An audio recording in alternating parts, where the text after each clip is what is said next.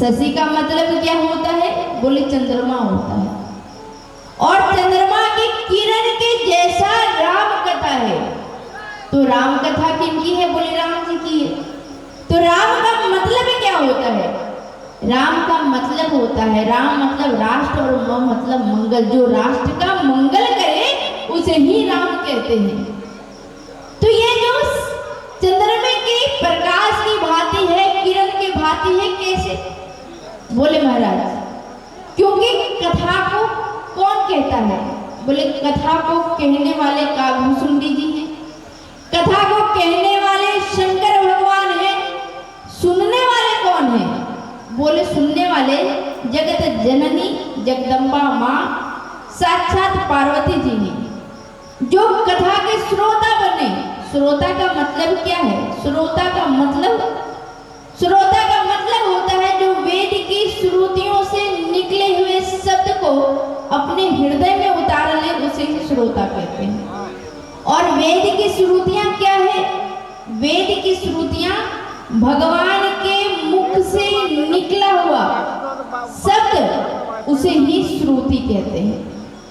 तो राम जी का जो कथा है सुनने के बाद कैसा है? बोले उस चंद्रमा की प्रकाश के जैसा वो बन जाता है। बोले क्यों बन जाता है?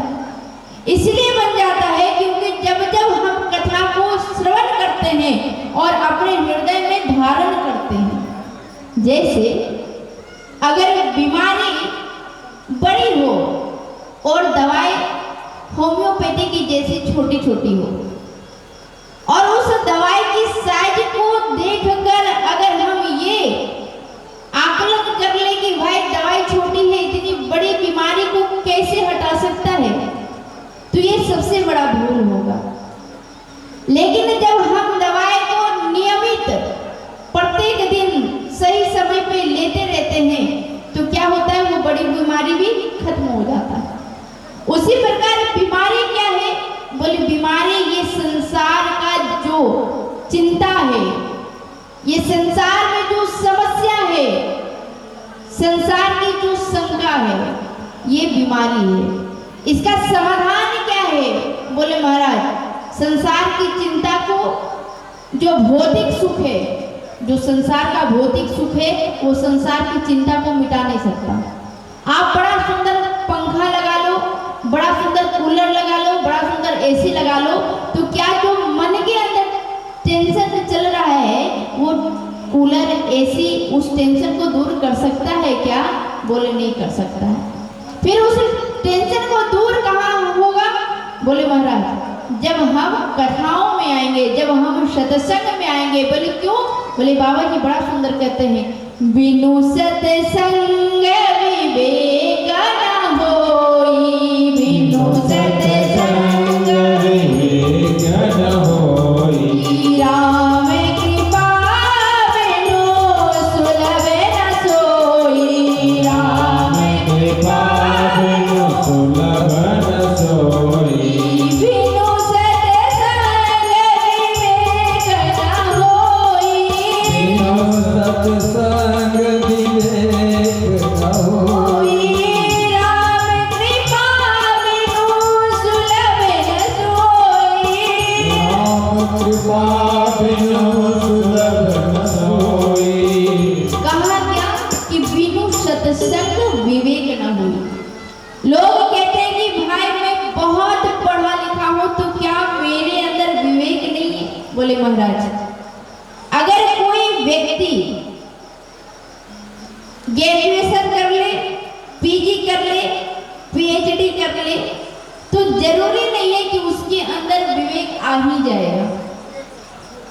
बोले क्यों? क्योंकि आप देखेंगे कि जितना बड़ा आतंकवाद उतना पढ़ा लिखा। तो अगर पढ़ लिख लेने से विवेक आ जाता तो विवेक क्या कहता है? दूसरों को मार दो, बोले नहीं। विवेक क्या कहता है? दूसरों को लूट लो, बोले नहीं। विवेक क्या कहता है? किसी का घर जला दो, बोले नहीं। विवेक कहता है कि कोई भी तुम्हारे दरवाजे पे आ जाए तो उसकी सेवा कर लो। लेकिन सेवा कैसे करना महाराज? आजकल हमारे दरवाजे पे अगर कोई भी भिखारी आता है तो हम दान कर देते हैं।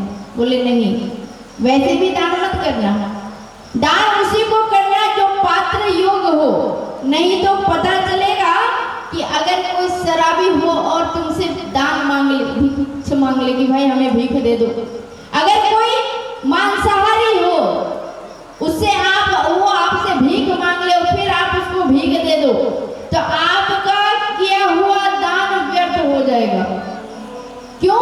क्योंकि आपके द्वारा दिया हुआ धन से वो क्या करेगा, दूसरे जीव का हत्या करेगा, फिर उस जीव को खा लेगा, तो आपके द्वारा दिया हुआ धन से किसी का हत्या हो जाए तो वो पुण्य नहीं पाप हो जाता।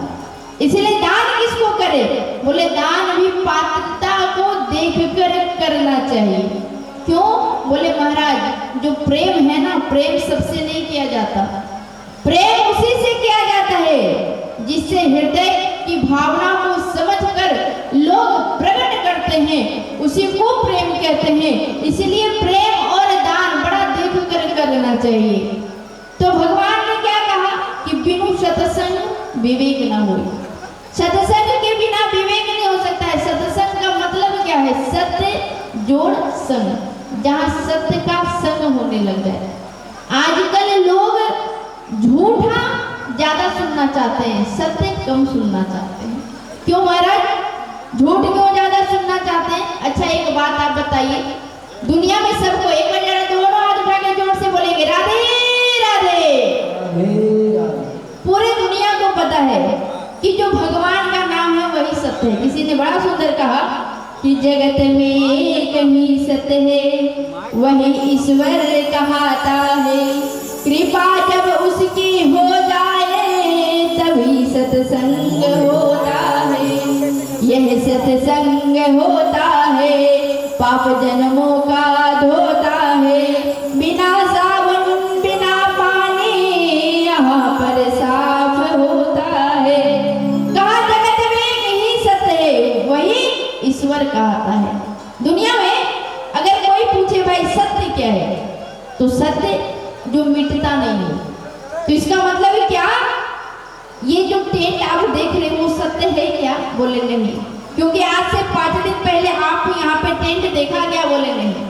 4 दिन के बाद इस टेंट को यहाँ पे हम देख पाएंगे क्या? बोले नहीं। ये क्या? सत्य नहीं है, ये क्या है? झूठ है।